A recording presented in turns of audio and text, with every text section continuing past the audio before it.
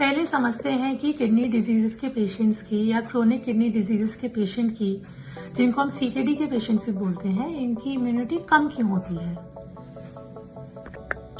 Basically kidneys का हमारे शरीर में क्या काम है? हमारे खून को साफ करना, बॉडी के टॉक्सिन्स को बाहर करना और बॉडी में एक बैलेंस बना के रखना। जब सीकेडी के कारण या और किसी किडनी की बीमारी के कारण हमारी किडनी सही से काम नहीं कर पाती, तो फिर यही सभी टॉक्सिन्स हमारे शरीर में जमा होने लगते हैं। ये सभी टॉक्सिन्स हमारी बॉडी में जमा होके हमारे WBCs यानी कि व्हाइट ब्लड सेल्स, इन सबको कमजोर करने लगते हैं।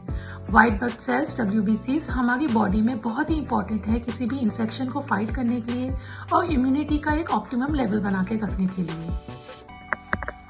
जब WBCs ही कमजोर पड़ने लगे तो बॉडी की किसी भी इन्फेक्शन से फाइट करने की कैपेसिटी बहुत कम हो जाती है और इम्यूनिटी कम हो जाती है।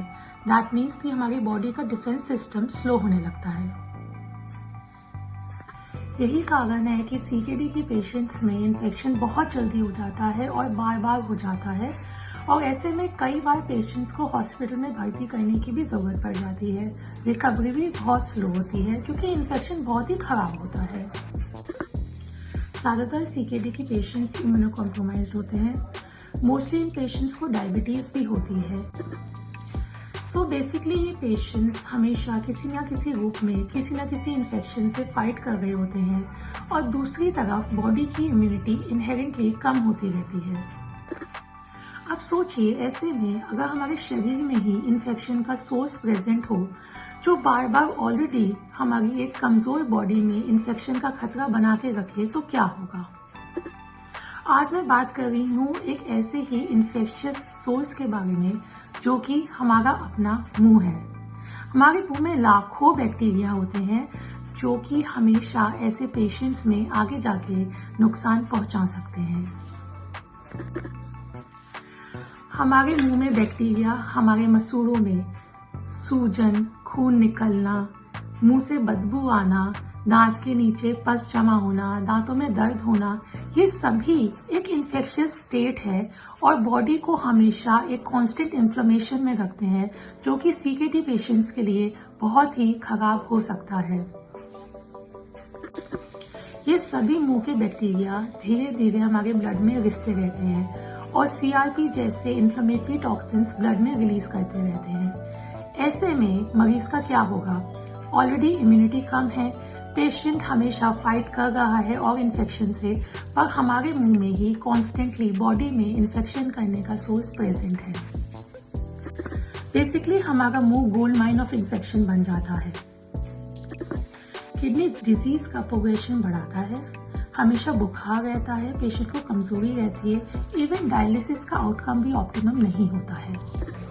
ऐसे में कांस्टेंट इन्फेक्शन के कारण या इन्फ्लेमेशन के कारण पेशेंट्स को आगे चल के सेप्सिस या सेप्टिक शॉक तक होने की आशंका रहती है। इनफैक्ट किडनी ट्रांसप्लांट से पहले डेंटल क्लियरेंस मैंडेटरी है। किडनी ट्रांसप्लांट के बाद डॉक्टर्स हमें ऐसी दवाइयां देते हैं जिससे इन पेशेंट्स में इम्यूनिटी और कम हो जाए ताकि जो हमें किडनी मिली है वो रिजेक्ट ना हो। तो सोचिए, पेशेंट की इम्यूनिटी पहले से ही बहुत कम है, ऊपर से उसको जिंदगी भर ऐसी दवाइयां खानी है जिससे इम्यूनिटी और कम होगी।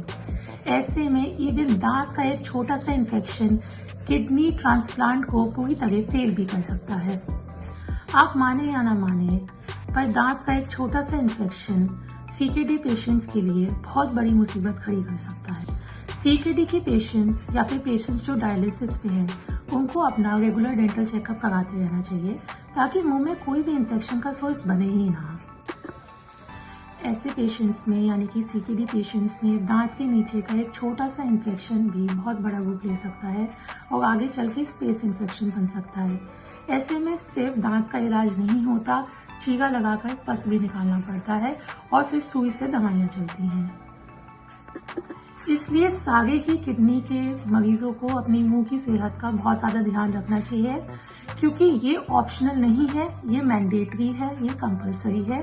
अगर आप चाहते हैं कि आपकी किडनी डिजीज का प्रोग्रेशन स्लो हो, आपके डायलिसिस आउटकम इंक्रीज हो, आपको इन्फेक्शन से खतरा कम हो, कम हॉस्पिटलाइज होना पड़े, तो ज़रूर रेगुलरली अपनी मुंह की सेहत का ध्यान रखें और अपने डेंटिस्ट से चेकअप करवाते रहें, बिकॉज जैसे मैंने कहा ये ऑप्शनल नहीं है, ये मैंडेटरी है आपकी अपनी खुद की हेल्थ के लिए, आपकी किडनी हेल्थ के लिए और आपके ओवरऑल वेलबींग के लिए।